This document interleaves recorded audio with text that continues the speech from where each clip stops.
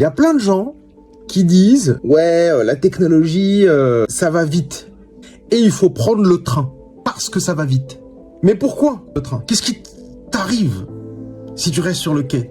Quand tu poses la question, il dit « Ouais, si tu restes sur le quai, bah, tu disparais. » Ouais, d'accord. Mais par quelle mécanique tu disparais?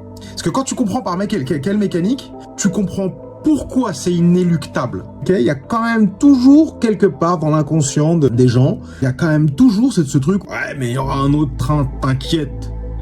Et en fait, il faut comprendre pourquoi il n'y aura pas d'autre train. Parce que si tu comprends pas ça, tu comprends pas en fait l'urgence de sauter dans celui-là. Et en fait, je crois que j'ai trouvé une manière un peu simple de l'expliquer. Ce qui se passe, c'est que entre ChatGPT 3.5 et ChatGPT 4, il y a 3 mois. Et il y a un saut quantique entre les deux.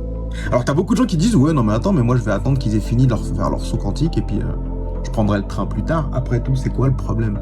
C'est le même site, c'est les mêmes trucs, c'est la même application. Pourquoi finalement ce serait aussi risqué d'attendre le prochain train?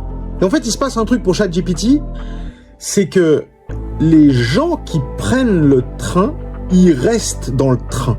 C'est-à-dire que un utilisateur qui est capturé par OpenAI, demain, s'il a le choix entre passer de OpenAI à un autre qui propose la même chose, ce sera une grosse décision en réalité, parce qu'il se sera installé dans OpenAI, il aura pris ses habitudes, il aura déployé ses terminaisons nerveuses, et si OpenAI est suffisamment intelligent pour distiller les innovations en fait avec le bon timing, il capture ses clients.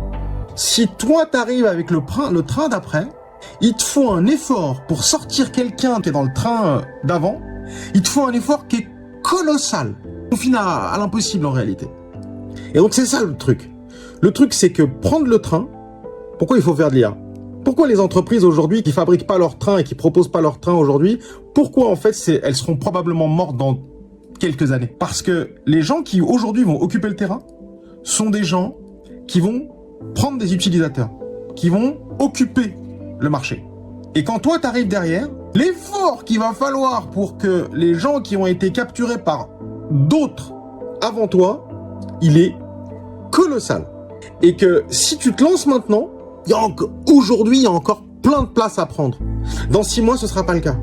Dans 12 mois ce sera pas le cas. Dans 12 mois les gens ils auront au moins choisi un train. Et les premiers trains vont se lancer. Allez chercher des gens du train qui est déjà parti, humainement c'est toujours possible. Mais c'est un effort qui est beaucoup plus important que de commencer maintenant, même avec une solution qui est imparfaite, capturer des gens, entre guillemets, commencer à fidéliser un marché, et en fait construire ton marché en ajoutant des innovations au fur et à mesure.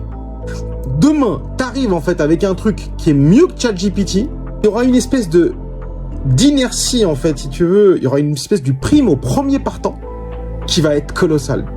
Colossal. Donc tu pars pas maintenant, tu prends un risque de survie.